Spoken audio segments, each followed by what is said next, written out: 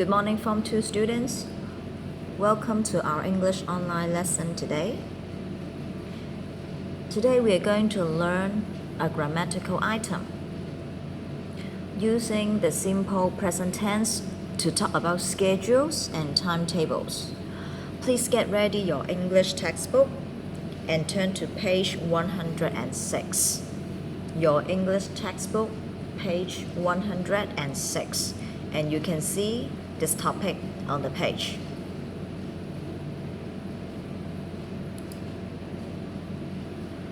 We can use the simple present tense to talk about schedules and timetables for public events that are not likely to change. I think you have learned simple present tense and you should be familiar with how to use it. But before that, I want to have a brief revision with you for how you use simple present tense and the word form of simple present tense. You can see it clearly in these three tables. So in the first table, you can see we can use simple present tense in a positive form in a sentence. So for example, if we use he, she, it, we have to put the verb. For example, here you have to put the verb starts.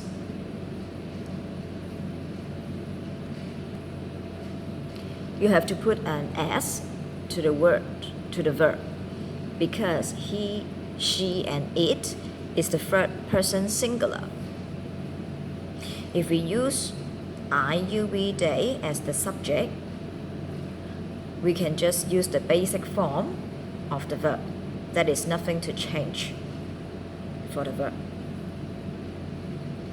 For example, I like it, she likes it. On the right hand side, you can see the negative form.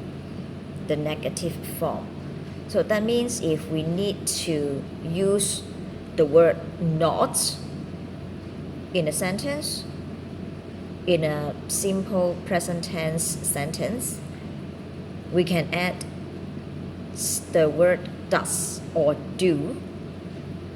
Once again, if we use he, she, and it, because they are the third person singular, we have to say he does not with a verb. Of course, you can put it as a short form. He doesn't start. If we use are, you, we, they, we have to use do not. Or in a short form, don't. You can see the example here. I do not like it. Or of course, you can say I don't like it. Or if you use he or she or it, you can say she does not like it. She doesn't like it. What about a question form? You can see it on the table here with a question form. You can use, once again, the modal verb does or do with the subject he, she, it for does, you, we, they for do, to make a sentence. For example, do you like it? Does she like it?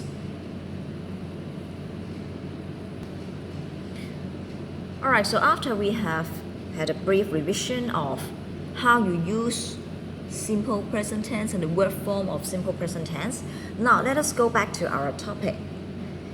Using simple present tense to talk about schedules and timetables for public events that are not likely to change. You can see two examples here. These two examples are also on page 106 in your English book. For example, the party starts at 2 p.m. and finishes at 8 p.m. So in the first example, which word is the verb? Which words, all right, there are two, all right, which words are the verbs. So the first one, of course, starts is the verb, and the word finish is also the verb. So in this sentence, it uses the verb starts in a simple present tense to talk about the schedules. The party starts at 2 p.m. And then the verb finish, once again, it uses simple present tense and add es there because the subject party, the party, is third person singular. So starts, finishes. Alright, then the next sentence, another example. The plane departs in 15 minutes. Which word in this sentence is the verb? Yes, of course. Departs here is the verb in this sentence. Departs here is the verb. So once again, the subject, the plane, the subject, the plane is a third person singular. So we need to add s to the verb departs. And it is a simple present tense to talk about schedules. The plane departs in 15 minutes.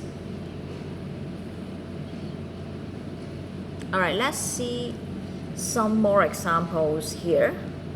They are not in your English book. You can just see the examples on the screen here.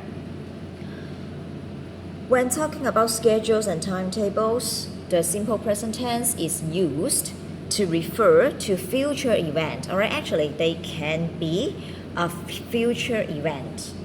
Alright, but the future event is planned. It is planned and it is not likely to change. Then you can use simple present tense in the sentence. Alright, some more examples are here. The first one, what time does the store open tomorrow?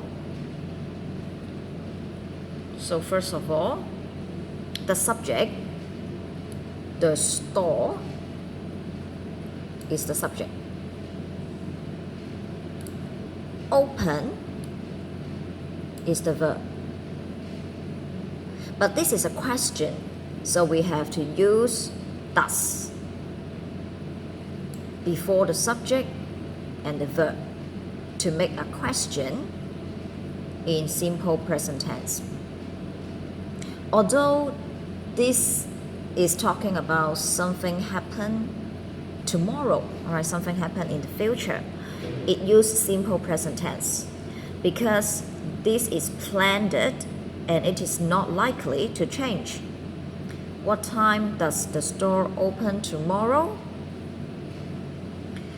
Alright, the second example. Final exams start next week. Final exams is the subject. Right? Final exams is the subject. The verb starts next week. Once again, next week is a future time. But because this is planned and it is not likely to change, right? Because final exams usually are scheduled and it is not likely to change. The time is not likely to change. So we can use simple present tense to show what we want to say. Final exams start next week. So the four more examples are just similar, right? I will just read the sentences, and then you can think about the situation. The concert begins at 6:30 p.m. Subject, the concept begins a verb in simple present tense. The clinic closes on Sunday. The sale ends next week. The last train to Chun Wen. For the last example, the subject is a bit long. The last train to Chun Wen. All these 6 words together form the subject.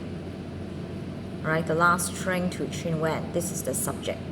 Leaves, the verb, right? Leaves at 12.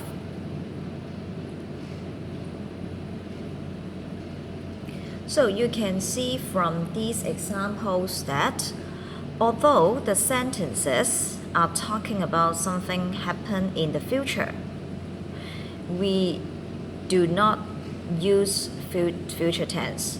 We can use simple present tense to show what will happen in the future. If the event is planned or if the event is not likely to change, then we can use simple present tense to talk about the action. So this is the end for the teaching component. I will start another video to do the exercise and watch some YouTube videos with you. I will see you in the next video.